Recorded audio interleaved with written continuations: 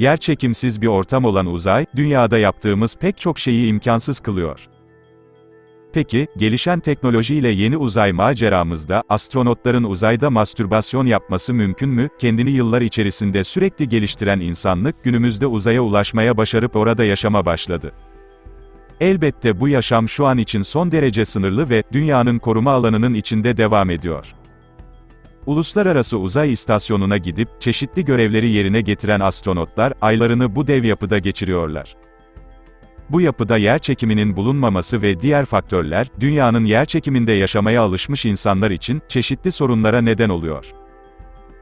Her ne kadar uzay konusu açıldığında çok dile getirilmese de, insan vücudunda önemli etmenlerden biri olan seks ihtiyacı, uzayda da kendini fazlasıyla hissettiriyor.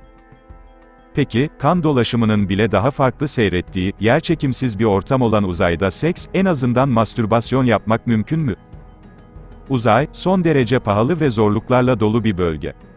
Bu derece zorlu bir alanda tuvalete girmek bile mesele. Hatta geçtiğimiz dönemde NASA, Uluslararası Uzay İstasyonu'ndaki astronotlara, 23 milyon dolar değerinde tuvalet göndermişti. Yerçekimsiz ortamda çalışması için, farklı bir mühendislikle geliştirilen tuvalet, şu anda uzaydaki astronotların ihtiyacını karşılıyor. Peki, her yerde kameranın bulunduğu, bir telefon kulübesi kadar küçük bir alanın, uyuma alanı olduğu Uluslararası Uzay İstasyonu'nda, mastürbasyon nasıl yapılabilir? Günümüzde bilimin ışığında yapılan araştırmalara göre, mastürbasyonun pek çok faydası bulunuyor. Bu faydalar, yeryüzündeki insanlarda olduğu kadar uzaydakiler için de geçerli. NASA'ya göre cinsel ilişkilerin, özel uzay görevlerinde gerçekleştirilmesi, psikolojik sorunlara yol açabilir. Bu sebeple NASA'nın bu tarz konularda, çok fazla konuşmadığını görüyoruz. Peki seksin en güvenli hali olarak gösterilen, mastürbasyon uzayda yapılabilir mi? En net haliyle söyleyebiliriz ki, evet. Mastürbasyon yapmak stresi ve kaygıyı da, önemli ölçüde gideriyor.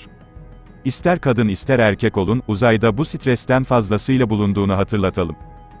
Ron Garon adında bir astronot, Ask Me Anything başlıklı Reddit dizisinde, kendisine gelen uzayda ereksiyon olup olmadığı sorusuna, dünyada insan vücuduna olan her şeyin, uzayda da olduğunu biliyorum, açıklamasıyla cevapladı. NASA, astronotların uzayda mastürbasyon yapıp yapmadığı konusunda, bir açıklama yapmıyor olsa dahi Rus kozmonotlar bu konuyla ilgili, daha açık sözlü olmayı tercih ediyorlar. Mir Uzay İstasyonu'nda tek başına geçirdiği, 14 aylık süreçle bilinen emekli Sovyet kozmonot Valeri Polyakov, psikolojik destek servisi bize irademizi korumaya, normal bir yetişkin gibi davranmaya yardımcı olması için, bazı güzel renkli filmler gönderdi. Bunda utanılacak bir şey yok dedi. Polyakov, bu açıklamasının dışında, Mir Uzay İstasyonu'nda tek başına geçirdiği 14 aylık süreçte, kendisine şişirilebilir seks oyuncağı göndermeyi teklif ettiklerini iddia etti. Normalde bir astronot denildiğinde aklımıza katmanlarla dolu, devasa bir kıyafetin içine girmiş insanlar düşünürüz. Ancak Uluslararası Uzay İstasyonu'nun, koruması altında olan insanlar, böyle bir kıyafet yerine kısa kollu bir tişört giyiyorlar. Bu da mastürbasyon gibi özel durumlar için, astronotlara imkan tanıyor.